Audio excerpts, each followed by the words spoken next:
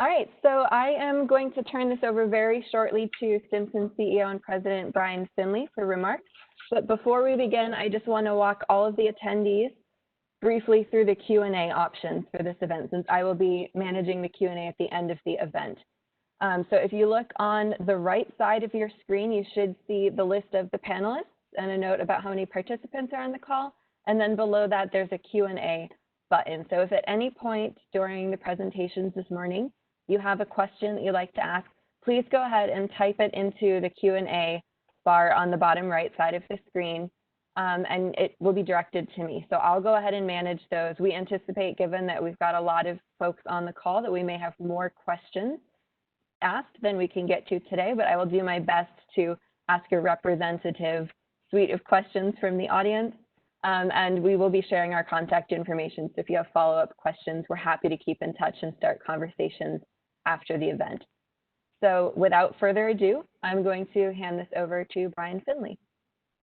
Well, thank you so much, Courtney, and welcome to everyone. I so wish we could be doing this in person at the Stimson Center, but that day will come again soon, I hope. As Courtney mentioned, my name is Brian Finley. I'm the President and CEO at the Stimson Center. I'm so pleased to see so many of you from so many different organizations, from government, from private industry, from NGOs in so many countries around the world with an interest in this launch of the Mekong Infrastructure Tracker. As you may know, the Stimson Center has a special place in its heart for the Mekong region for almost 2 decades now. Our South Asia team, which is currently and very ably led by Brian Eiler and Courtney Weatherby, have been working to promote sustainable development across the Mekong. Their goal, really our goal, is twofold. One, not just to increase transparency, but as importantly, to equip stakeholders in the region and beyond really with better data on the costs and benefits of infrastructure development across the region.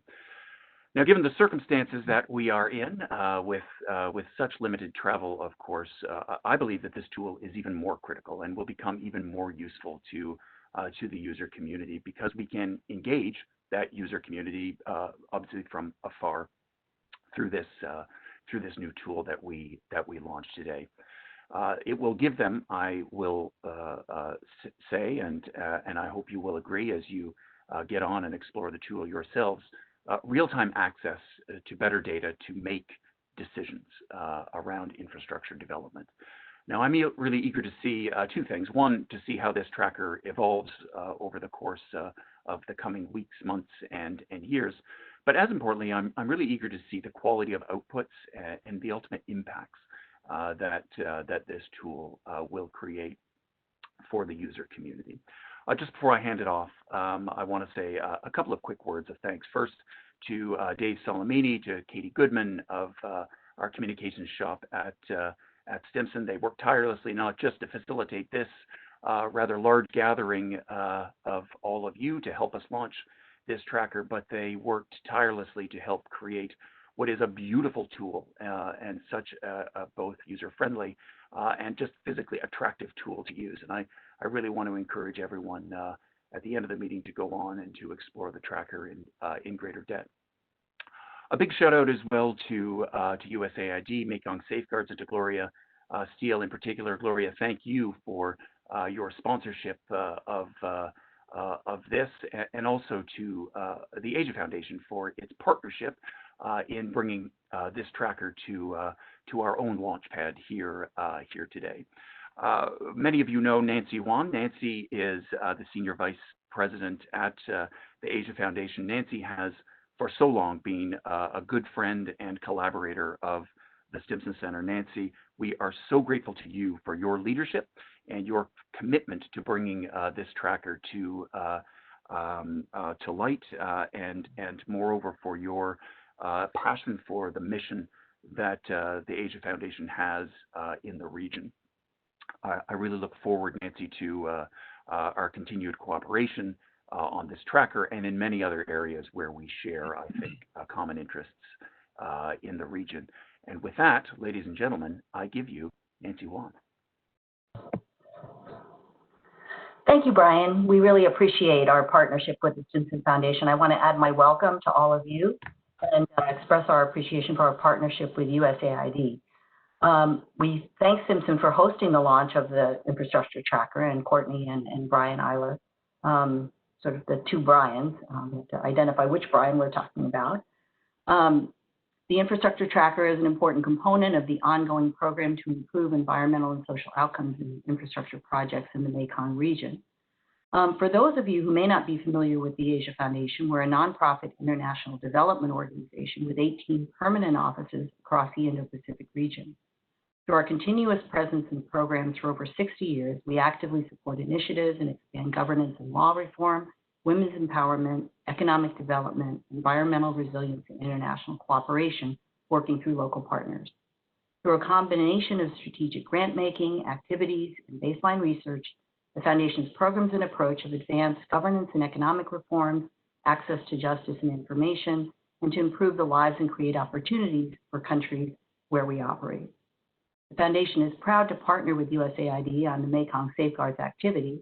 Our longstanding offices in countries in the Mekong region are actively engaged with local civil society organizations, government partners, and domestic private sector to improve understanding, cooperation, and standards for infrastructure development and its environmental impacts. I'm so pleased today to have the opportunity to introduce our special guest, Gloria Steele. As a member of the U.S. Senior Executive Service, Gloria currently serves as the Senior Deputy Assistant Administrator for the Bureau for Asia. Most recently, before that, Ms. Steele served as USAID Mission Director for the Philippines and the Pacific Islands.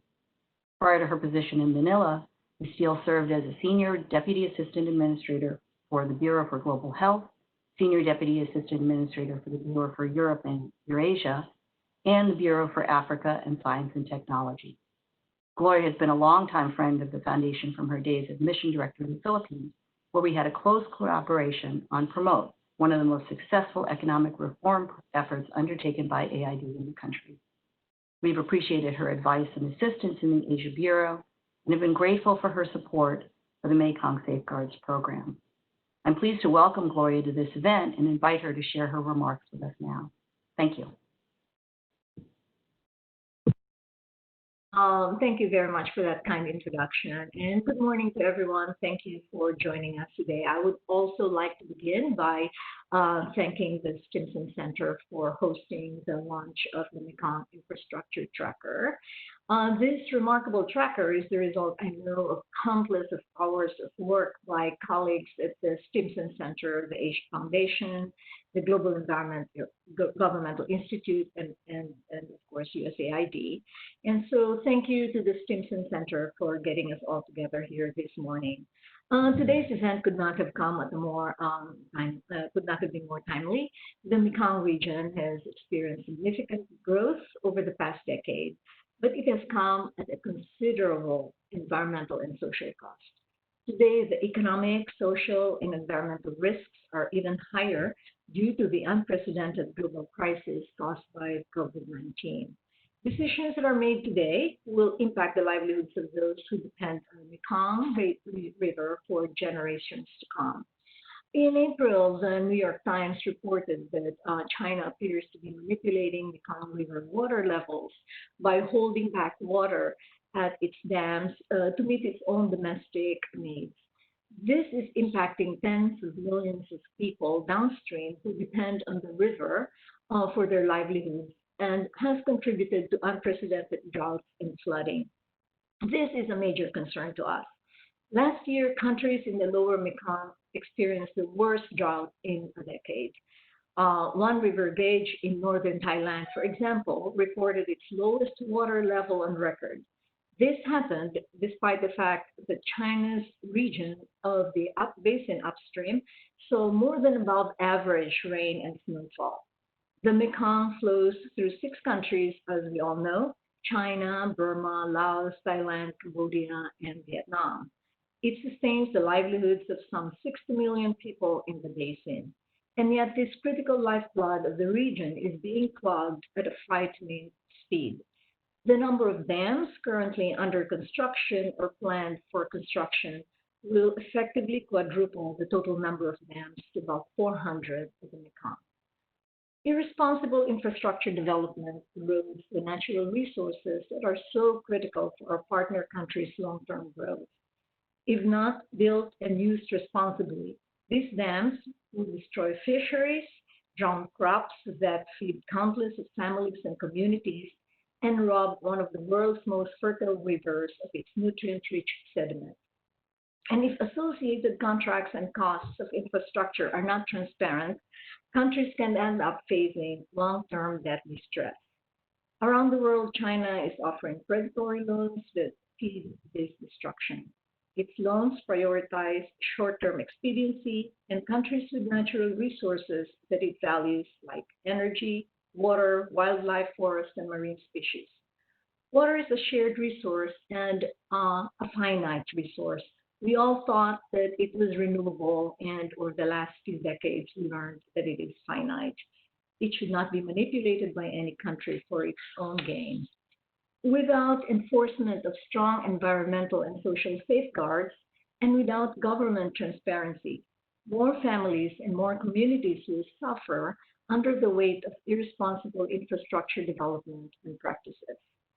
U.S. Secretary of State Mike Pompeo has called the Indo-Pacific as one of the greatest engines of global economy. Yet the scale of infrastructure development and the consequences of irresponsible development and practices threaten the promising future. With so much at stake, USAID encourages government transparency and promotes policies that adhere to international accepted standards, including strong environmental and social safeguard standards. In fact, we have made natural resource management one of the three focus areas of our Indo-Pacific vision. The private sector plays a crucial role, especially to help close Asia's immense infrastructure financing gap. In 2017, the Asian Development Bank estimated that Asia needs $1.7 trillion in infrastructure investment each year, or $26 trillion by 2030, in order to maintain its growth. Today, Asia invests $881 billion annually, barely half of what is needed. And of course, this is all before COVID struck. There is no doubt that even greater investments will be needed as the region deals with the impacts of coronavirus. All of us, the private sector as well as governments, investors, and developers, need to work together if we are going to be successful in implementing sustainable, high-quality infrastructure development in the region. That brings me to today's launch. The Mekong Safeguard project promotes smarter, more sustainable infrastructure development to prevent environmental damage and the depletion of natural resources in the lower Mekong region. The project aims to ensure that large-scale infrastructure is planned and developed in ways that optimize social, economic, and environmental outcomes. To that end, I am very proud to help officially launch the Mekong Infrastructure Tracker. This user-friendly tracker is the most comprehensive online platform on energy, water, and transportation infrastructure projects in the lower Mekong region. It promotes transparency and allows anyone, from decision makers and investors to journalists and the general public, to easily understand the details and impacts of infrastructure projects that are being planned, constructed, or already completed. Importantly, it helps us all to see for ourselves the potential impacts that development projects could have on the environment and on the people in a given location. For example, international initiatives from China and the ADB are pushing for greater investments in the region's railway system. The tracker has the ability to show where the planned railways are and can overlay planned construction on top of regions that are homes to indigenous people and endangered species. This data give anyone who's interested in preserving cultures, fragile ecosystems, and wildlife the ability to assess the potential impacts of a specific project. I am very proud of this remarkable product. I'd like to thank you all again for being here and for being part of the solution. This tracker will impact how we plan and evaluate infrastructure development in this critical region. And as more data are added to the tracker over the coming months and years, I'm confident that with the widespread engagement in forecasting, we will begin to see parallel improvements in environmental and social outcomes. The Indo-Pacific strategy that we are all implementing in this region puts a heavy emphasis on infrastructure development. And so this tracker will come in very handy and useful as we plan the infrastructure that will be developed in the region. I would like to end by thanking again the Stimson Center, the Asia Foundation, and my colleagues in Bangkok, RDMA, for making this happen. Thank you very much, and thank you for getting together this morning. Over to you, Courtney.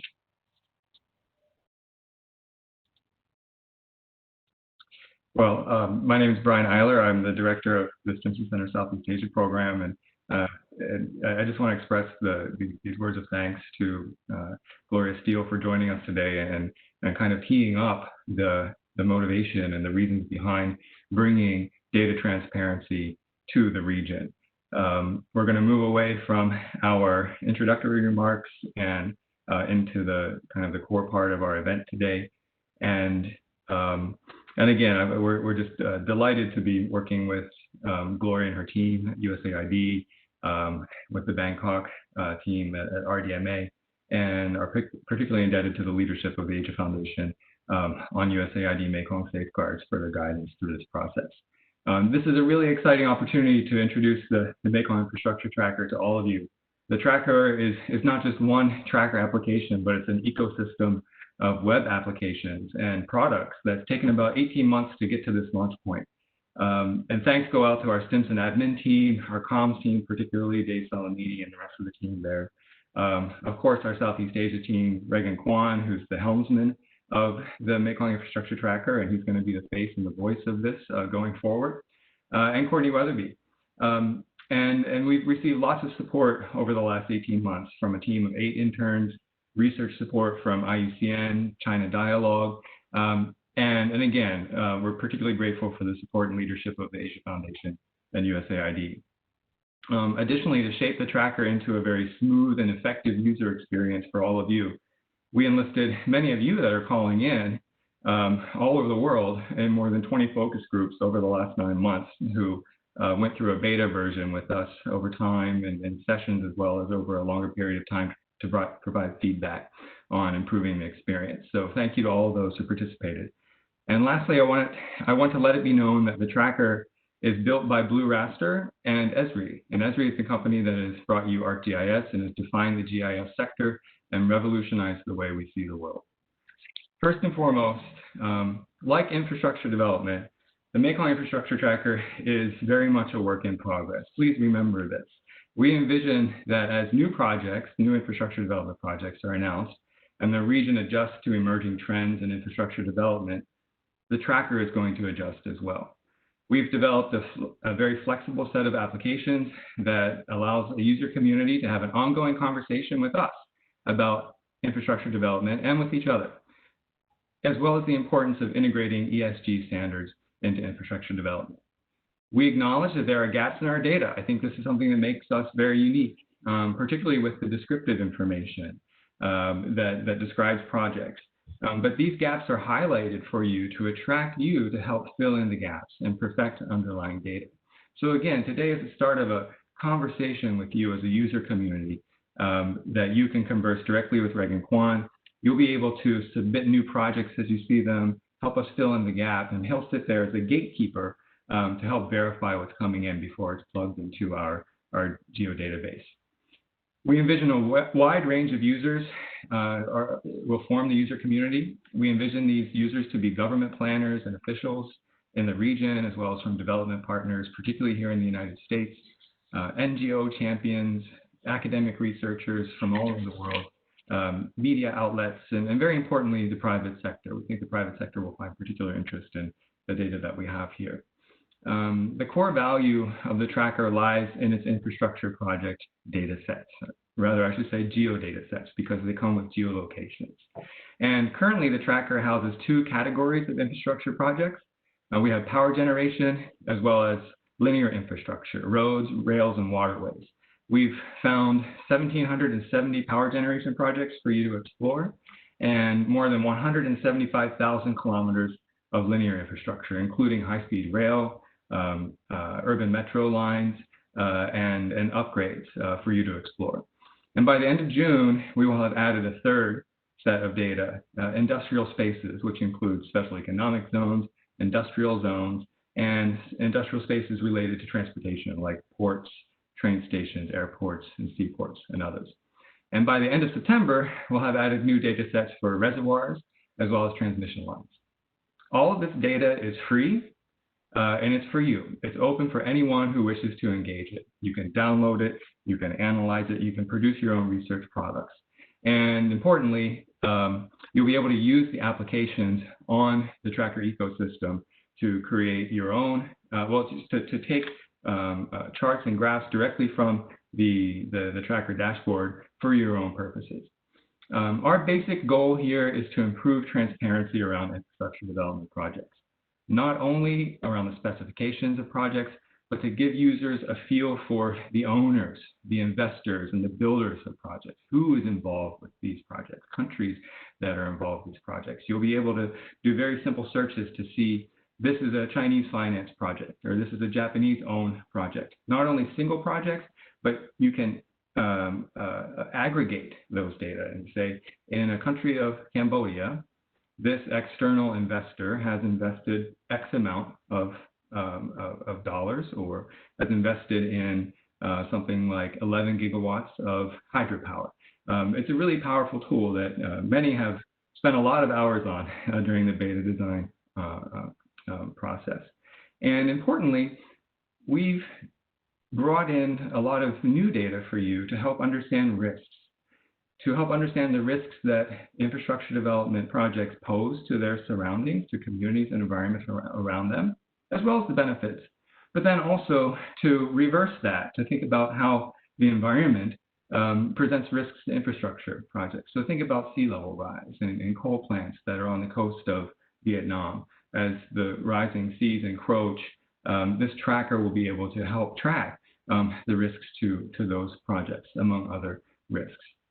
We gather data from existing infrastructure project data sets, such as those published by CSIS, Reconnecting Asia, the Asia Development Bank, China Aid data, as well as the websites of relevant government agencies in the region.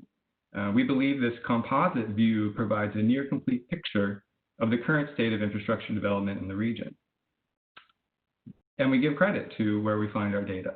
The user community, that's you, can use the Mekong Infrastructure Dashboard to understand emerging trends in countries and across the region, for example, in renewable energy or the expansion of high-speed rail. Users can use filters to gather data for projects in their own locality, right in their backyard, or in their watershed. For example, within seconds, a user can perform a search and download a complete data set of all hydropower projects in the Mekong Basin, those completed, those under construction, and those planned. Our interactive charts are downloadable for easy display on presentations or for the creation of your own infographics that display the results of your own research. In the Tracker dashboard, as well as our project impact screener, these are our two applications, we've added numerous layers to help users understand the impacts that projects deliver to the landscape and communities around them, as I previously said. We've included layers such as socio-economic indicators related to population density, land use change, deforestation, sea level rise, seismicity, and historical incidences of armed conflict, because remember that a portion of the Mekong countries is still an area of conflict, particularly the ongoing civil unrest in Myanmar. As users engage with the tracker and give us a feel of their preferences, we're going to add more layers of relevant information that help improve the understanding of risks surrounding projects. So this is why it's important to have this ongoing conversation. We would like you to let us know the kind of data that you would like to see included into the tracker, both for infrastructure projects as well as these environmental and socioeconomic layers. So as I said, please remember the tracker is a work in progress. Today is our starting point for public access. It's a living project that will continue to evolve into the coming years and gradually add more functionality that can more squarely support the planning processes and safeguarding the environment and communities of the Mekong region. I'm going to turn the virtual podium over now to my colleague Reagan, the the curator and manager of the Mekong Infrastructure Tracker ecosystem, so he can take you on a test drive of our interactive applications. Thank you very much. Reagan, over to you. Thanks, Brian. Let's share screen. Perfect. All right, so we start on the Mekong Infrastructure Tracker landing page on Stimson Center's website. This provides an overview of the project, access to the tools, and additional resources like our reference library, tutorials, and our frequently asked questions page. We currently have two tools available. Two tools available. The Mekong Infrastructure Dashboard over here, and the Impact Screener. The dashboard serves as the main tool to explore and track infrastructure development in the region. And the screener uses the same infrastructure data, but incorporates it all together alongside additional environmental and socioeconomic layers, like Brian had said earlier, to create a more robust impact assessment, which I'll get into later. First, let's explore the dashboard.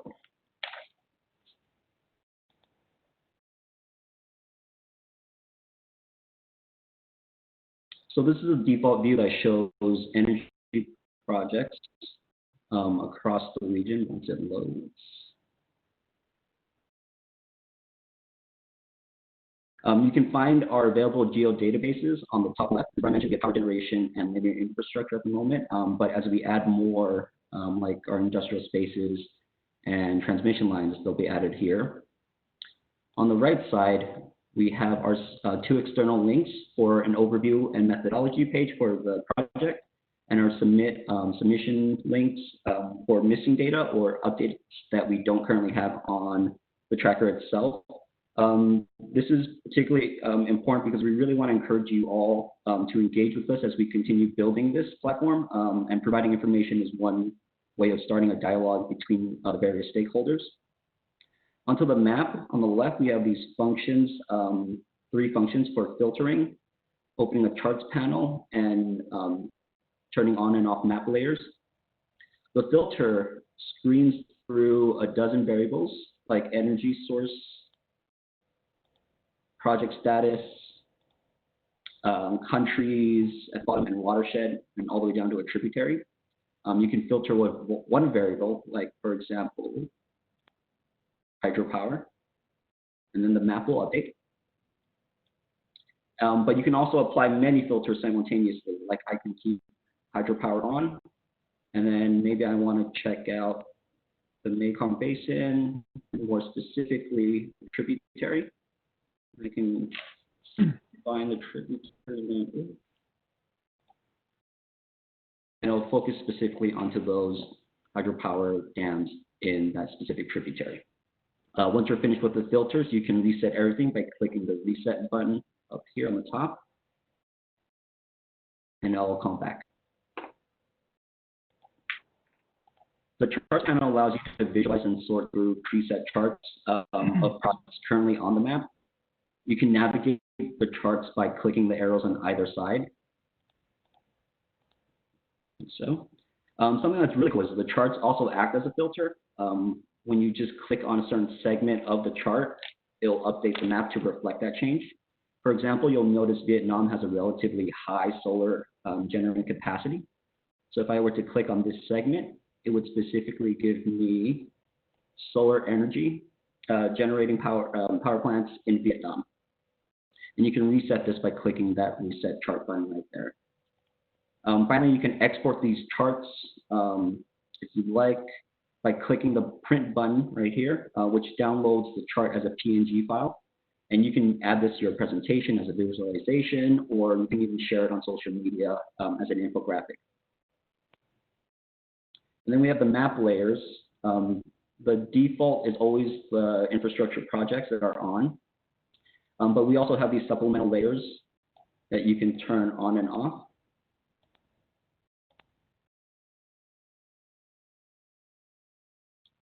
These only act as a visual instrument for this tool. If we're talking about interactions and intersections between these supplemental layers and the power generating infrastructure layers, then we would be moving on to what the screener does. On the bottom left, we have controls for the map, which you can zoom in and out, or you can also use a mouse wheel to do the same thing or double click on the map. And we can also change the base map, which is this underlying map here. The default is this light gray canvas, but you can change it to, for say, satellite imagery.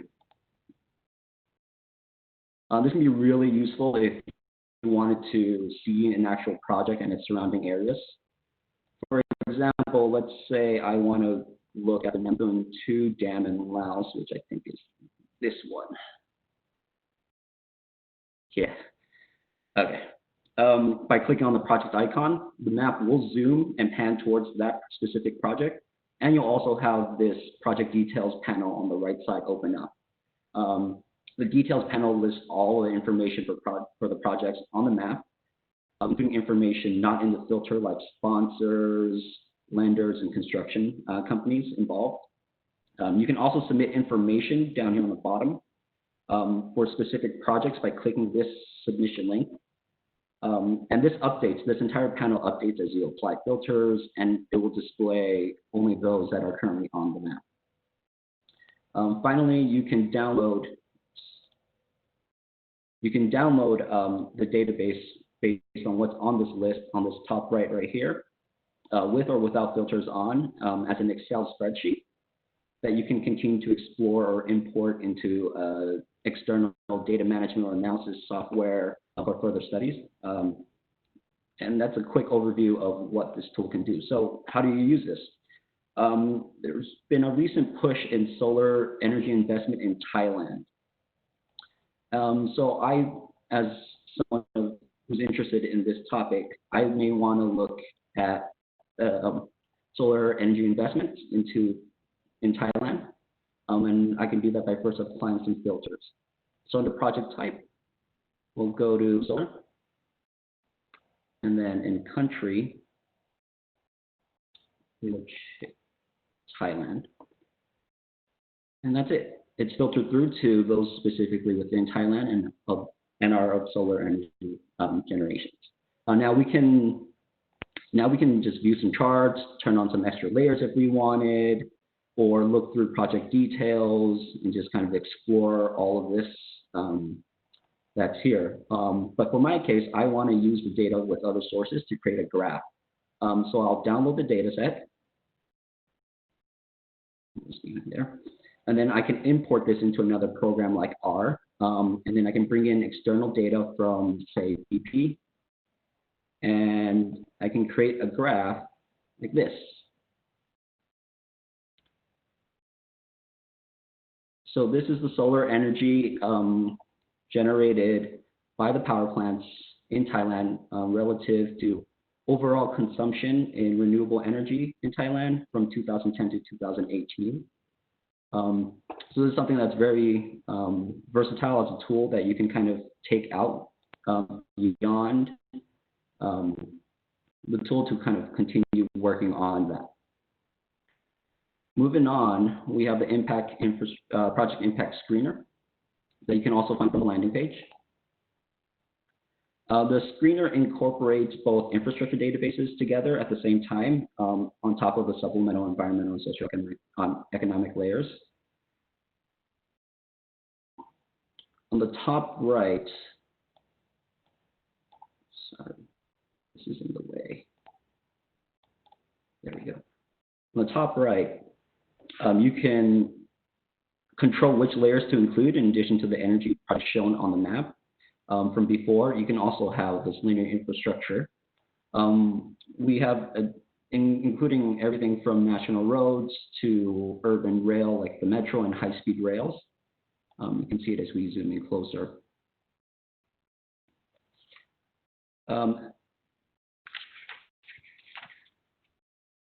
As of this launch, we have about 12 layers or so that's incorporated into this tool. But moving forward, we're going to continue to add more, and we hope to incorporate much more detail in the future. The underlying web service for this screener currently only allows the tool to work with one type of data, features for those who are familiar with GIS. But in the future, as we include, as the web service updates and includes or allows for the analysis of raster types like population density, we're going to incorporate that into the tool itself so you can run the screener on that also. On the left, we have these same controls for the map, for the extent. Similar to the dashboard, and it can take you anywhere in and out of the map view. We have a search bar here where you can search for certain locations, like for example, Hanoi. It'll zoom in to the city, and you can look and view the area around it. We also have filters available for that's very similar to the dashboard from before, where you can choose several or one or several selections between all these options. At the moment, there are only 2 default filters for both infrastructure layers, and you can toggle them on or off. But for those who are more comfortable with playing around with this kind of stuff, you can also create your own filters on any layer available. Finally, you can also change the base map. It's very similar to the dashboard itself. It's also sort of like Canvas, but you can choose the imagery. Finally, the panel on the left is a screening tool. This works by creating an area of interest, and you would compile a report based on whatever layers are turned on. For example, I may be an urban planner in Laos who's interested in understanding how infrastructure development around Vientiane is impacting environmental vulnerabilities. I can use a drawing tool, which allows me to drop a point, draw a line or an extent. I can put in a shapefile, which includes any like administrative boundaries or any shapefiles that you as a project developer may have on hand, or drop some coordinates down. In this case, I know specifically where I want to go. I want to go to Vientiane, so I can search for the location. And now I can drop a point.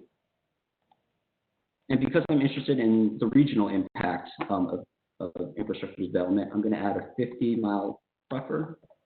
And if I zoom out, you'll see that buffer now. Great.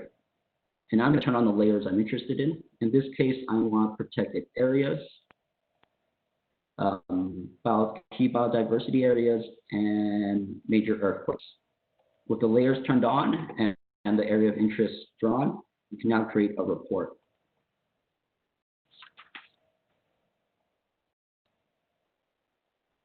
So this creates a list of all of the intersecting features within this region of interest. For example, we can open up key biodiversity areas, and we have a very short description of which biodiversity areas are in this region and what are those threatened species. We can open up protected areas and do the same kind of what are the areas and what are the designations.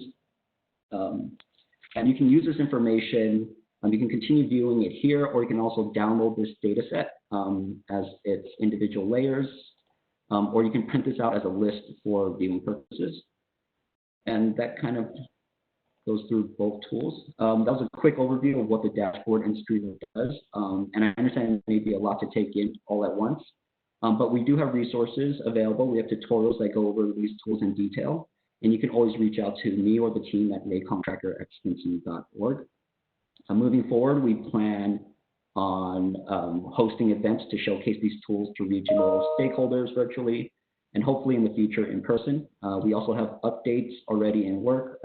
As Brad mentioned, we have some databases that we really want to include in, and we're also starting to cook up some ideas on future tools to add into the project itself.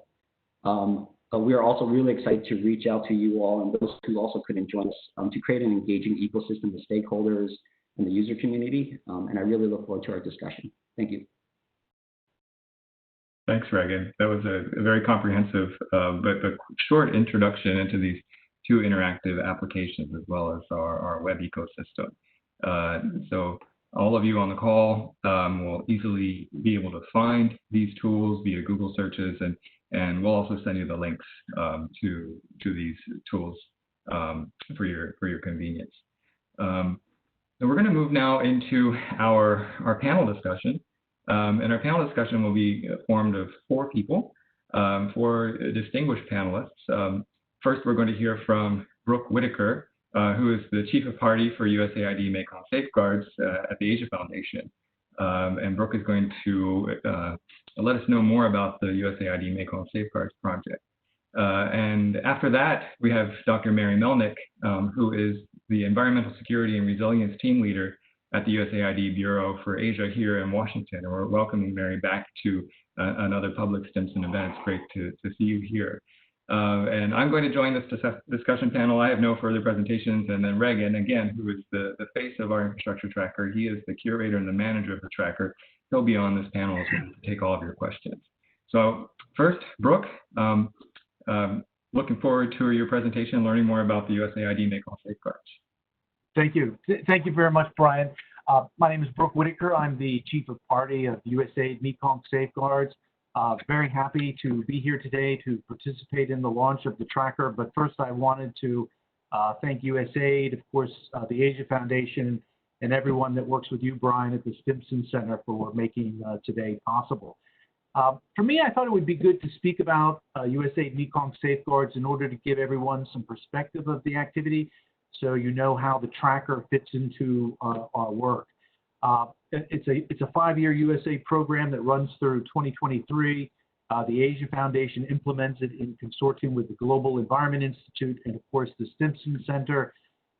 We're supporting policymakers, government regulators, financiers, project developers with the information and tools that are needed to facilitate this consistent application of ESG, or environmental, social, and governance standards, in the infrastructure development and financing decision-making processes in the lower Mekong region.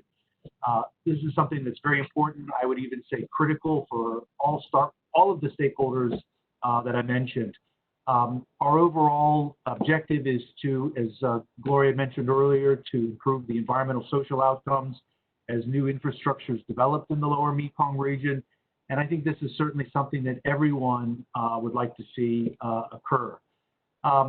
Certainly, there's lots of tools and international best practices that are well known, that are very effective towards integrating ESG into infrastructure development, infrastructure financing. And so our role is really to facilitate the integration of these tools and information and approaches into the infrastructure development and, of course, the financing decision-making processes. So, for example, last year, we held a series of workshops with infrastructure project developers in order to build their capacity and knowledge of ESG, in order to help them navigate through the various permitting and licensing processes in the lower Mekong countries. At the moment, I'm working with one of my colleagues in the TAF Lao office, and we're currently benchmarking the policy and legal frameworks that mandate ESG standards in the lower Mekong countries against an amalgamation of international best practice standards. And we're actually doing that across the different phases of the project development cycle in order to highlight when and what point ESG should be integrated or applied. Later, we're also going to be looking at ways to support the regional bodies in terms of advocating for regional ESG standards. One of the things that actually we just signed the contract today in terms of we're going to be conducting a survey of the financiers and investors that are active in the lower Mekong infrastructure development space. And we're doing that with a view to try to figure out ways to facilitate a series of dialogues over the next couple of years in order, for the purpose of sharing ESG information and obviously ESG best practices. One of the things that we'll be doing in future years, which I think is very interesting, is building capacity for decision makers on an integrated resource planning, which of course, I think unlike some of the more common approaches such as least cost, integrated planning incorporates a very wider, a wide range of decision and I'd say criteria into the decision-making process. So things like environmental social costs, forecasting, public consultations, demand forecasting, scenarios, etc. And of course, integrating all of those types of variables into the decision-making process certainly leads towards better decision-making, lower long-run costs in terms of the infrastructure, and it contributes to making the projects more attractive to financiers and investors. And of course, today you see that we're supporting the Mekong Infrastructure Tracker. I joined the Asia Foundation just last year in September, and I think this is certainly one of the first initiatives that I participated in. And certainly one of the first initiatives that I learned, when I joined the Asia Foundation. And from what I've seen, this is the only tool that is publicly available that provides a regional perspective of infrastructure development in terms of type, size, location, who's financing it.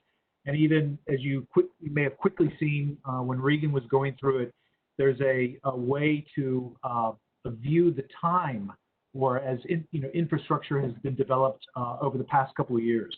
And I think that's really neat. And again, that's something that certainly is I haven't seen anywhere else, and it's certainly nothing like this I think exists for public use. And with that, again, I'd like to thank USAID, my colleagues, particularly in the Asia Foundation offices in the lower Mekong countries with whom I communicate regularly, Global Environment Institute, and of course, the Stimson Center for their support and hard work on USAID Mekong Safeguards. And thank you very, very much for inviting me to participate today. Thank you. Hello, good morning, good afternoon, everyone. My name is Mary Melnick. I'm the Environmental Security and Resilience Team Leader at USAID's Asia Bureau. First off, congratulations to all our partners for such a comprehensive database. And if I may, I'd like to say it's groundbreaking in keeping with the infrastructure theme. My thanks to the Stimson Center and the Asia Foundation for hosting this launch. And I'd like to also recognize my fellow environment colleagues at the Regional Development Mission in Bangkok, as well as on our own team here in the Asia Bureau. And importantly, thanks to all those watching today and whom we encourage to use the tracker for your work. And I will discuss a little bit about what the tracker means for USAID's work and its applications. We heard a great deal about the Mekong Safeguards program. I'll touch upon a few other areas that we're responsible for. I think primarily, as Gloria mentioned, the tracker is a very important contribution to advancing the U.S. Indo-Pacific vision. It contributes in a number of ways to the vision. We've all highlighted the importance of transparency. I'd like to add a few components that will involve all of us. We have transparency through the tracker, and we have dissemination that will be occurring. And we also have and will need greater engagement. Many of you watching have contributed to the data of the tracker. We want to continue to encourage you to contribute and also engage other partners. Brooke mentioned, the important role of the private sector and its due diligence. So when we have these components together, we hope to gain accountability because information alone is not sufficient. It's important that we advance quality infrastructure and raise the importance of the profile of quality infrastructure for all our shared prosperity. Under the Indo-Pacific vision, we'll be engaging with the private sector. So as Brooke noted, this will be very valuable. We also are investing quite a bit in advancing the standards that are required for quality infrastructure, because these international standards not only safeguard people and the environment, but they also are the manifestation of the rule of law and civil society participation in what happens in the environment and what happens in the name of development. International standards, as we all know, require assessment of the direct social and environmental impacts. And this tracker is perfect because we have USAID has conservation projects in many of these landscapes, and we may be seeing impacts and effects on species, on people's livelihoods, and yet to be able to understand and track that back to either infrastructure there or plan for the infrastructure that is to come is vitally important in protecting people and the environment. Also, the cumulative impacts is vital, because it's not one dam, it's several dams. It's not one road, it's several roads. And, USAID is known, of course, obviously for our conservation work on the ground, but also here in Washington, we have a role under the International Financial Institutions Act to review the projects of the multilateral development banks. And we technical staff will actually be using this tracker when we review Asian Development Bank projects, World Bank projects. And one of the questions we always ask is, have you looked at the cumulative impacts? Different donors, different banks have different projects. And what does that mean for sound and safe development? Also, the tracker is very important for alternatives analysis, and Reagan went into a bit of detail of the different types of energy. And another important component of the Indo-Pacific vision is the enhancing development and growth through energy. And that is focusing on modern energy services and potentially alternatives. And so it's very important for all of us to assess what's there, what could be the possible future. Does it have to be status quo? It contributes to a great deal of forging a new prosperous future as we look towards the time post-COVID. I also want to talk about some of our other projects. USAID in the region, not only do we have conservation, but we have one specific project called the Wonders of the Mekong, implemented by the University of Nevada at Reno. And they are studying the migration of fish. So consider the power of this tracker combined with the biological data and information about where fish are traveling. And again, as we know, about 60 to 70 million people depend upon the fish resources of the Mekong ecosystem. And we put these together. So we've heard in the articles what's happening with China withholding some of the water. But then tying that to what have been the implications for the fish is very important and vital knowledge and an important use of the tracker. Also, just some new news here, taking advantage of this launch, we are about to embark on a review of the impacts of infrastructure on wildlife. And again, this tracker will be foundational for us doing the overlays of the infrastructure, the key biodiversity areas, and then we'll be moving into species-specific information. What would be the impact on tigers, rhinos, elephants? What kind of safeguard passages, what kind of wildlife passages are going to be needed for a particular individual species? And knowing what's planned and understanding the impacts of existing infrastructure are going to go a long way in advancing the state of knowledge of how do you mitigate impacts or avoid impacts on wildlife in the region. So with that, I'll conclude and say thank you again. This will be enormously valuable in our day-to-day work at USAID, whether it's as technical advisors reviewing multilateral development bank projects to project implementation in the field. Thank you. Thank you, Mary. And it's really heartening to hear that our work over the last 18 months will be directly folded into your work for reviewing infrastructure development and its impacts in the region as kind of a first start. And so Mary has outlined a few ways that USAID will utilize the tracker. And hopefully, again, we're looking forward to having this conversation with all of you, the user community, on the ways that you're utilizing this and finding out the new and innovative ways that you're putting the data to good use. So I want to extend a big thank you to all of our panelists who provided remarks today and shift into our discussion session. And the way this is going to work is Courtney Weatherby, my teammate, is fielding questions in the Q&A box that you all have access to. And she will field those questions and ask them to a particular panelist or ask them to all of us. And we will then answer those questions. And we'll see how many we can get through. We've got 35 minutes before our event concludes, and let's let this conversation begin. Thank you. Yes, thank you everyone for your questions. There's a few that look like they're touching on similar things. I will try to group a couple questions together as I move through, but I encourage you to continue asking them.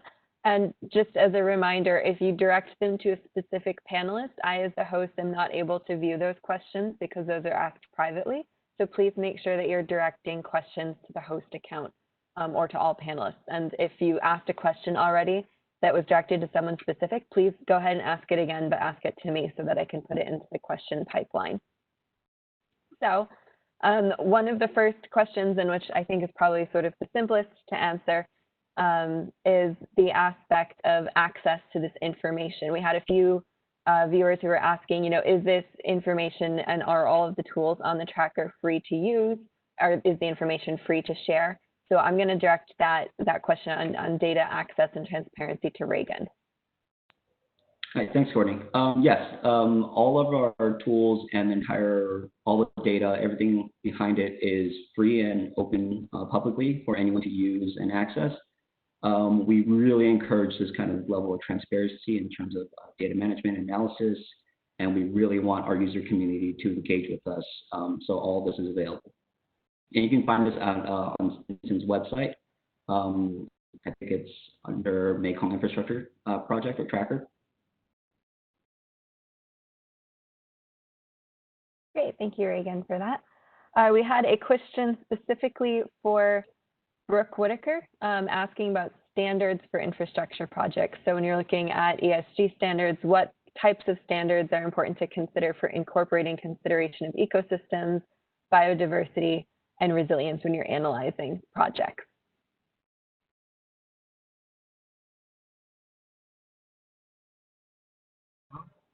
Sorry, I'll start over. Yeah, first and foremost, it's the country standards that have to be applied. And one of the things that we're doing right now is we're benchmarking the ESG standards throughout the lower Mekong against an amalgamation of international best practices. And from that, we're going to see, how the local standards match up to the international standards. And again, one of the things that we're going to be doing is laying those standards out across the project development process. Because one of the things that I've seen working in infrastructure over the past couple of years is that a lot of the project developers, they're engineers, ESG risk is a different field for them. And I think it's critical that, developers know, at what point of the development process should the environmental social impact assessment be done. If it's done too late in the process, obviously that will have no impact on project design. But I would say, again, first and foremost, it's the country standards. And then if the developer is interested to raising international finance, they should be looking towards the international standards.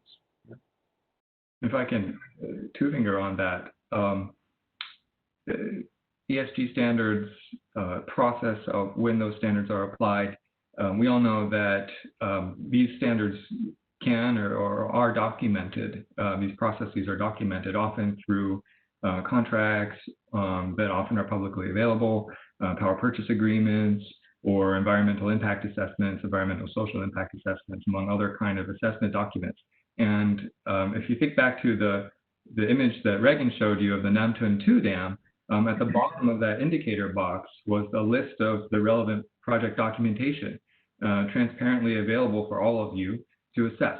And this is a big task to go out there and comb through what's publicly available to bring all that project documentation for all the infrastructure projects into the tracker. So this is one of the reasons why we've kept this flexible and open for you to contribute this kind of documentation as long as it's publicly available for dissemination through the tracker. So you can go to the tracker and find these critically important processes. They can stand as benchmarks for others to follow, or they could stand as something for you to assess on the quality of that documentation. Okay, thank you, both of you. We have a question about the scope of the tracker. So this is the Mekong Infrastructure Tracker. We had a couple of comments that this looks like a really useful tool, and a question on a medium or short-term plan to expand the scope. For instance, is it possible that the tracker will grow to cover nearby regions in maritime Southeast Asia or South Asia? So I'm going to direct that question to Brian. That's a great question, and certainly one that's worth exploring. Our mandate from Mekong Safeguards is to meet our objectives in the 5 lower Mekong countries. But certainly this methodology could be applied to other regions. And as machine learning processes, as data collection processes improve over time, it's going to be easier to organize and collate this data. bringing all this data together has been a lot of work. Like I said, there was a team of 8 interns that contributed to it. Reagan, Courtney, and myself, we put weekends and nights well past midnight into preparing this data for you. So it takes a lot of work, but if there's interest, this is something that you could pitch to the Asia Foundation, to the Stimson Center, to USAID on how to scale this to other regions. We'd certainly be interested in entertaining that. And if there's the time and the resources available, again, this type of approach could be scaled to other regions. We had a question about data submission. So one of our attendees asked about how to bring in information that is qualitative or narrative rather than quantitative data. For instance, looking to reports by civil society groups about impacts of projects on displacement, on indigenous communities, or environmental assessments that indicate climate-related considerations. So how would those sorts of data points be incorporated into the database? And I will direct that first to Reagan, but open it up to anyone else who has comments on how that information should be integrated into data platforms. Thanks, Courtney. That's an interesting question. I think it is difficult to incorporate both qualitative into the quantitative simultaneously. There are ways to do it if we can turn those narratives, stories, into a number of sorts, where it is widespread enough that enough data points exist across the projects, but also if there is enough traction within that certain variable where it wouldn't be a one-off event. So I think it really depends on what kind of variable we're talking about, or what kind of narrative we're talking about, or what kind of event we're talking about. For example, if we look at the historical events of armed conflict, it is essentially narrative, but we can, and there are projects that turn these events into numbers for us. And we don't want to discount qualitative work, but we do want to incorporate more quantitative work into this sector and allow policymakers to see the numbers that back up the stories that many stakeholders are writing. Reagan, I have a question for you. Is there a way for a user to contribute qualitative data, like a link that they find valuable online, or a document? How would a user do that? Yeah, so as I mentioned earlier, you can, on the Mekong Infrastructure Tracker dashboard, there is that general data submission link that you can just post up. You can type in the name of the project, or you can even go to that project in the dashboard and then submit information specifically linked to that project. And you can submit URLs or whatever kind of information you have that will come back to us, and we will, manually look through all that information to see what kind of information we can glean from that. Hey, Reagan, we've got time. Why don't you run us through that process really quickly? Sure. Courtney, can I get presenter mode?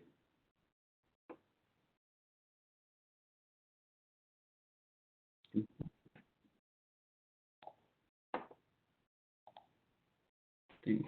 Passing over now, Reagan. So you can. Got it. So I saw a quick question about how to actually access the project, so I'm just going to do that here too. I'm going to go to stimson.org, our main website, and then on the bottom, it's the first project on the left.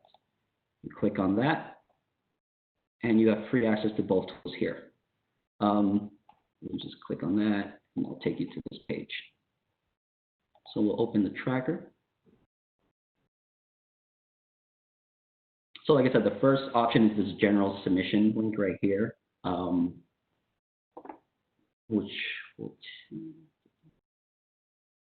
let's use that very specific, the specific project link. So I'll go back to the Mountain 2 Dam, and it looks like we're missing average annual output in megawatts per hour. So if, for example, someone had that information, they can click on the submit data link, which will take them to an external Survey 123 platform.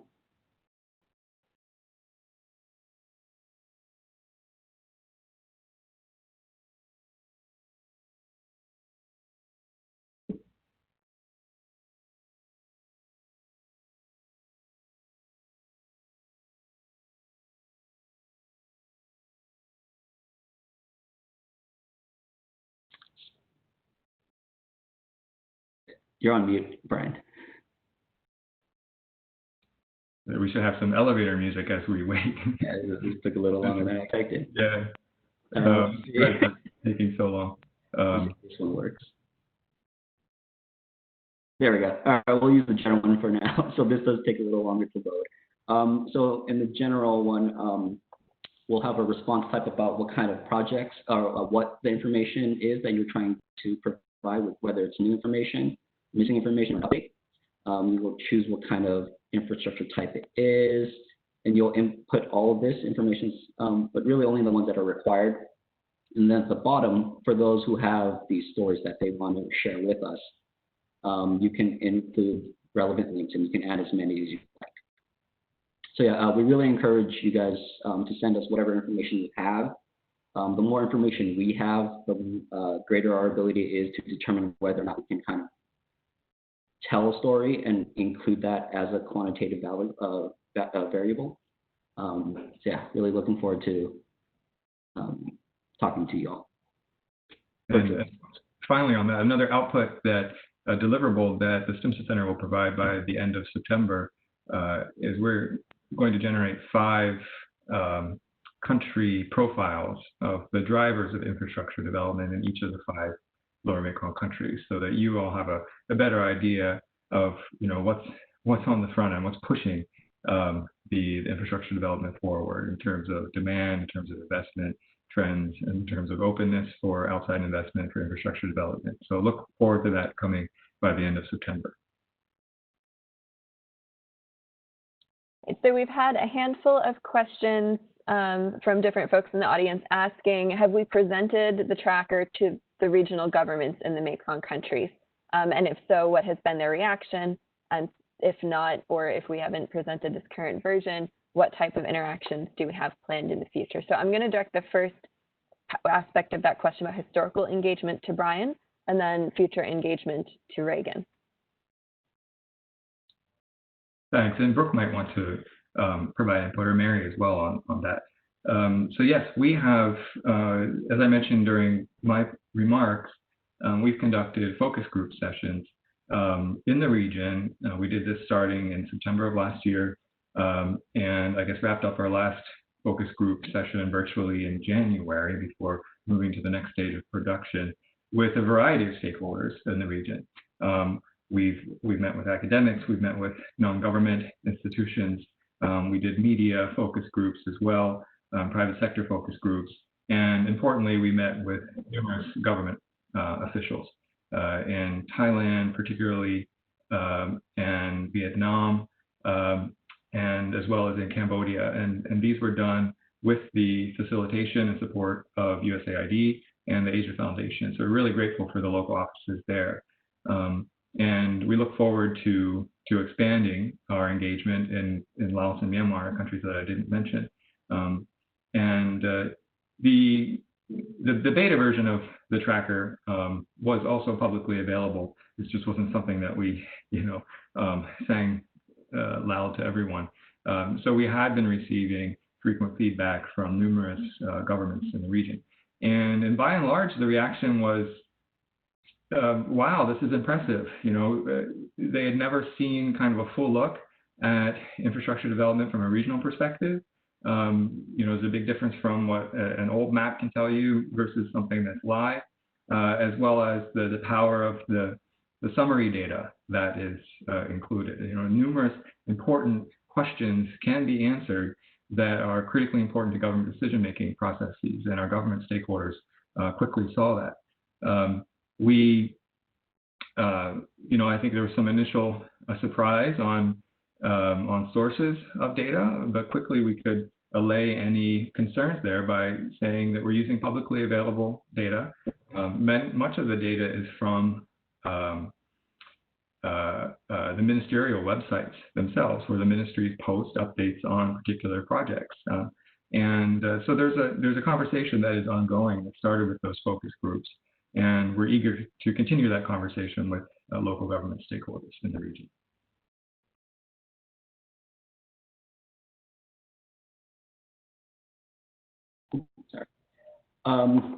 In the future, we're really looking forward to hopefully going to the region, but for now, we're think about virtual events where we can host different stakeholders from either the government, NGO sector, or private sector. And we're going to, similar to what this event did, we're going to showcase what the tool does, what kind of outputs it can create from it, and how they can use it for their own purposes, either it be business or public development. Sure. I'll just add, this is Brooke, I'll just add one thing. One of the things that we had planned earlier before COVID-19 was actually to roll this out in the lower Mekong countries. When we were doing the focus groups, one of the things that struck me was, the participation of civil society. And public participation in the infrastructure decision-making process is critical to, the outcomes that everybody seeks. It mitigates risk. Public participation is a component of integrated resource planning. And as I mentioned earlier, I think, again, this is the only tool that I've seen that exists in this region that puts this kind of information into the hands of civil society and everybody in order to inform their decision making. So I just wanted to add that last point. So we've had one question aimed more specifically towards Mary, and it was in talking about the Indo-Pacific strategy and looking at this and other projects that are about open data transparency and other opportunities for engagement. How can the United States better support and strengthen Mekong infrastructure projects? Thank you so much for the question. I think really the first step, as we've highlighted here, is the transparency, knowing what's happening. No one can deny what's going on. So that is fundamental. And then moving forward, as I said previously, having greater civil society participation, holding governments and private sector accountable for avoiding extreme environmental impacts, as well as a responsibility to look at innovations. Let's move forward on the best technologies available, which is one of the things we're trying to do under Asia Edge, looking at innovations and technologies, promoting modern energy services. So as I think we have the ingredients and pieces of being able to move forward for a more prosperous and sustainable future in the Mekong. Thanks. Thank you. So we've had one question from a colleague about the completeness and accuracy of the data. How can we assess the completeness of the data set in the Mekong Infrastructure Tracker, given that it is a living platform? So I will direct that first to Brian and open it up for comments from anyone else. Sure, and I invite Reagan to contribute as well. If you remember some of the charts that Reagan showed you, that summarize the data. For example, you'll learn that there's something like 47 gigawatts of hydropower planned in Myanmar. We got that number from aggregating individual projects, data from individual projects into a final summary number. We compared that number to existing capacity to ensure that it's close. In fact, it's more than, because that number 47 gigawatts includes planned projects.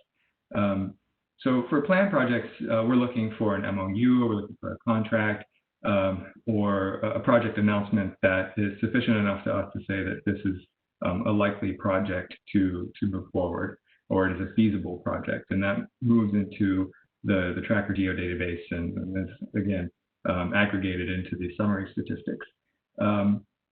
We are confident enough that those base summary statistics are robustly accurate. But you should also read them as something like as at least, because tomorrow a project might be announced for Myanmar hydropower that could be completed in 2030, and we haven't added that in yet, so it's not going to show up in the aggregate data. So when you see a number that's aggregated, you should understand that this is at least 47 gigawatts of power. Hydropower is under consideration, completed construction or planned for the country of Myanmar. And that will better help orient your understanding of the data in the database. We also went back and looked at historical records for, say, the number of kilometers of national roads to make sure that we were within a range of accuracy before we moved the data public. But again, this is going to be a conversation. We do expect in the next 2 weeks for some of you who are very familiar with particular projects or deeply involved in research in the region to write our email, mekongtracker@stimson.org, a message saying, this looks wrong, and that's okay. Please do this, right? The status of this dam needs to be updated. And eventually, I think we'll get through this initial first push of incorporating your finds in. And then past that, data will be updated on a quarterly basis. And I'm going to turn it over to Reagan to talk more about that process moving forward on a quarterly basis.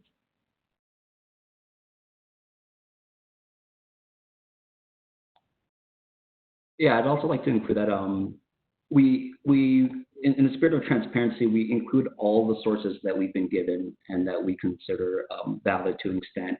And it is up to the user, particularly to weigh these sources, whether they believe they're trustworthy enough or whether they're accurate enough. And that is very much in the spirit of what we're trying to do here, is to give users all this information, neatly packed in most cases, and kind of dive into it themselves. And if they find things that are inaccurate or there's some misrepresentation, they can always get back to us and we can always discuss this on the side. In terms of data updates, at the moment we're thinking about on a quarterly basis, but this is still a new process for us as a team, and we're very fluid to what kind of responses we're going to get, especially from now into the near future. Where if we are getting a deluge of information, it may go up to a quarterly basis update. But if we're getting a consistent flow of a couple of dozen options or submissions, we can press that down to maybe a month, a couple of months, or on a bi-weekly basis. And if I can also contribute a thought, an important point is that USAID Mekong Safeguards is committed to do no harm principles. And we've built these principles protecting those who contribute data to us, protecting their identity and the sources of who contributes data to us. So obviously, if you send us an email, then that is known. But again, you are protected as someone who has contributed email to the system. It will not be displayed that so-and-so from X organization provided us with this information. Additionally, the survey form is anonymous. And if you choose to remain anonymous, and I hope that many of you do when you contribute data, please use the survey form to do so. And then it's in our hands to verify what comes in. Nothing that is sent in through the submission form is automatically updated into the geodatabase. It goes through a very rigorous verification process that does take time before it is updated into the system for accuracy. So I'm going to be grouping a couple of questions together here, but we had a few folk raising the fact that there are other existing platforms which cover part or in broad length the same type of data that our tracker covers. For instance, the Clear Choice dashboard, the Open Development Mekong project. So in cases where there are overlaps of information between what the tracker covers and with what those other platforms cover, how are we moving forward with that? Are we looking to collaborate? How are we exploring cooperation? And can we talk about what the tracker provides uniquely? So I'll direct that to Reagan first, but welcome comments from Brian, Brooke, and Mary. Sure. So yeah, we know there are dashboards and tools existing that have some overlap to what the Mekong Infrastructure Tracker project does at the moment. But we're really trying to incorporate all that information, and we do derive some of our data from open development into the dashboard. And we really want to incorporate all that information into some kind of comprehensive database of what we have now. We're also including other variables that other dashboards don't necessarily focus on.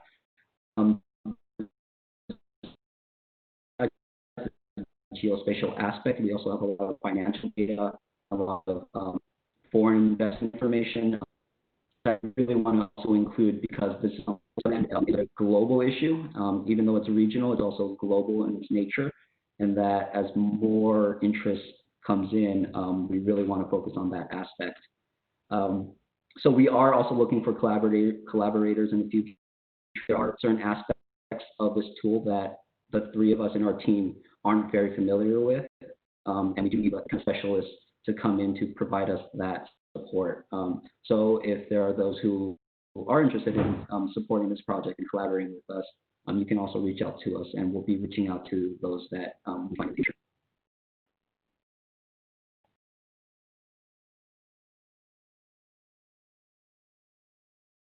All right, if there's no other comments from the panelists, I'll raise another question. I think we'll probably have a chance for 2 more after this. So we've had one reporter asking whether or not the tools specifically cover China's Belt and Road Initiative and projects under BRI.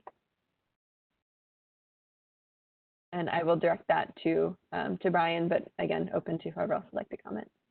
That's a great question. I think it's a great question that all of us want to answer. And the simple answer is no, because there's not yet any particular Belt and Road list of projects that are being built in the region. There are definitely projects that hang the Belt and Road banner, but we do not have a designation for that in our tracker until a definitive list is publicly available. And when that becomes publicly available, I think that's a great value to add into the tracker.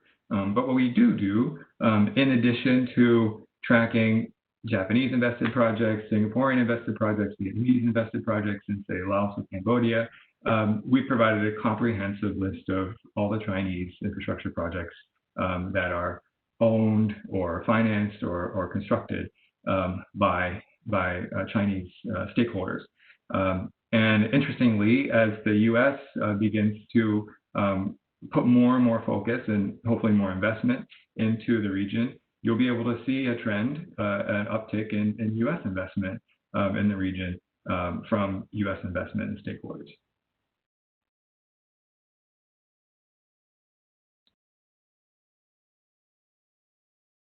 All right, we've had a few questions focusing on hydropower specifically. So one of them is looking specifically at the critical factors when we're thinking about hydropower impacts on flows and connectivity, and how is this critical consideration being assessed or considered within the platform. And I will direct that, again, to anyone who would like to comment, but first to Reagan.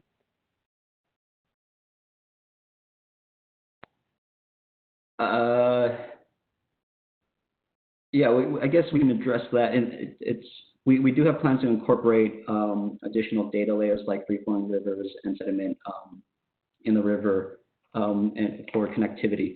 But at the moment, we're still figuring out how to do that. And we're in discussions with the people who worked behind the data on that. But for now, we have plans to incorporate it, and it's something that is in the pipelines for the future. Yeah, I would add that the Free Flowing Rivers Initiative comes from the WWF, and we have nearly constant communication with WWF teams that have curated that data. We've looked at it, we've dropped it into our dashboard, and we're still working on organizing it in a way that is that's compatible with our dashboard, and also is updated to show the newest dams that are mooted for the region. But you can imagine a kind of, again, we're in the realm of imagining the future and future tools and applications that can be used and designed for the infrastructure, the Mekong Infrastructure Tracker. So you could imagine an application which maps, say, river connectivity on different grades, on how one dam disconnects or fragments a river and creates a certain grade of disconnected river by overlapping existing completed projects or projects under construction, that which is known to create this fragmentation, and then having an interactive tool which allows a user to put planned projects in to build their own scenarios that show degrees of disconnectedness or fragmentation, some scenarios could be more optimal in terms of their connectivity and the promotion of environmental flows like sediment passage or fish migration, while others would be less optimal. So this, Mary mentioned alternatives analysis, and this is a direction that we are really interested in exploring in the future and building more tools and resources to help promote alternatives analysis. And connectivity is a really important indicator to both, I guess, promote the discourse of in the region, as well as the application of connectivity optimization in the region. And this is going to be a big opportunity for the region as a whole to be able to promote the idea of connectivity and the promotion of environmental flows through river systems in the Mekong. Okay, well, as we are nearing the end of our time, I think that this may be the last question that we have time for. But I'm going to direct it to the entire panel because I think different folks will have interest in commenting in different aspects. So the question is, what can we do and how often and how much can we engage not only the host governments in the Mekong region, but also other stakeholders, so foreign investors, development partners, China, Japan, Korea, and others whose firms are very active in the region. So I'm actually going to give the opportunity first to Mary to speak if there's any big picture perspective she has on engaging with development partners and other countries which are active in the region, and then to Brooke within the Mekong Safeguards project, and then end with Brian and Reagan's comments on the tracker specifically. Thanks, Courtney, and thanks for the question. Again, fundamentally, what's most important is the information and knowledge. And then secondly, I think for those who want to advocate for sustainable development, it's understanding the investment chain. There's a developer at the face of the project, but who are the investors behind the scene? So we're interested at USAID for quality investments, people who are going to go through the environmental and social impact assessment process, people who are going to be creative in thinking about, if I'm going to invest my company's money, how do I know I'm going to have a feasible project for the long term that will be sustainable and will provide a return on the investment? So how do we find those people? And how do we ensure that the playing field is level for their investment versus some of the practices that we see that quite frankly involve corruption?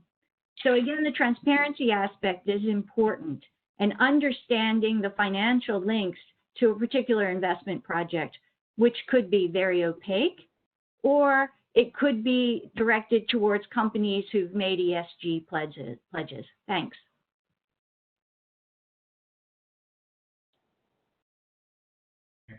I can go ahead and add one comment. I think in terms of financiers, one of the things that I did was I looked into the Mekong Infrastructure Tracker. I looked up who are the investors. And there's actually quite a wide range of investors. And one of the, how can I say, just coming from the investment world, I've also worked with financial institutions in terms of risk management. And I can see, a lot of these institutions apply or have this capacity to apply these standards within their own, say, financing decision-making process. A lot of these infrastructure projects are financed on a club basis, so there's multiple financiers coming together. And so one of the things that we're going to try to do is, again, hold a dialogue series among these financiers, figure out ways that they can share information and best practices. And the other area that I thought would involve, I'd say, a more international group would be one of the areas that we'll be working with is in integrated resource planning and trying to figure out ways to create dialogue among the technicians of integrated resource planning within these the lower Mekong countries. And I would say inevitably, the need to build their capacity would involve them interacting with more international, or international companies with those types of skills. But those would be two areas where I'd see a more international focus or regional focus coming together through USAID Mekong Safeguards.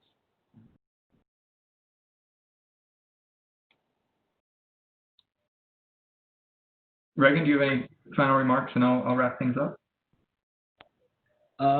Sure. I think this is the tracker itself, or the dashboard itself, and the project as a whole really engages in providing data not only to non-governmental stakeholders, but also to those who are invested in the projects. And I think there's some sort of like prisoner's dilemma where no one really wants to share information because they're just holding it back. So if we make this data accessible to all of them, they're more likely to want to share their own information because their actions and their desire to develop this area is to provide some kind of benefit to it. They're benevolent as a whole. So if they provide information and they're sharing across all these kind of sectors, then we can kind of gather a really nice holistic view of what is occurring within the region in terms of infrastructure development. And we can kind of see what are the impacts environmentally and socioeconomically that maybe a certain company or a certain foreign country has not taken account for. In other words, if I interpret what you're saying, Reagan, is that there's an ability here to propel a kind of a race to the top for quality infrastructure by utilizing the data, the transparent methods that are baked into the infrastructure tracker and what will come from that. I think you got to hit it spot on, that it's kind of a new day for data transparency and information on infrastructure in the Mekong itself. But in closing, I do want to acknowledge that this isn't the first, attempt or activity that improves infrastructure or seeks to improve the environmental and social outcomes of infrastructure development in the Mekong region. We're really standing on the shoulders of giants here, and many of you on the call have been contributing to the promotion of a more sustainable future for the Mekong for decades. And we look forward to working with all of you, whether it's development partners, whether it's government planners, whether it's other USAID projects or other American foreign policy projects in the region, private sector, non-government champions, civil society, researchers. The user community is there to make what they can of this. And we really look forward to engaging with you now that this conversation started and improving the quality of infrastructure development in the Mekong region. So I'm going to leave it at that. I want to thank all of our panelists that have joined us today. Mary and Brooke and Reagan, thank you for your drive-through of the two apps that we have on the tracker. Courtney Weatherby has helped facilitate a very smooth discussion and fielded the questions as they've come in. And then our introductory keynote speakers, Brian Finley from Stimson Center, Nancy Yuan from the Asia Foundation, and most importantly, Gloria Steele from USAID here in Washington. Thank you very much, and we look forward to getting this conversation started with you. Take care, everyone. Thank you. Thank you, Brian.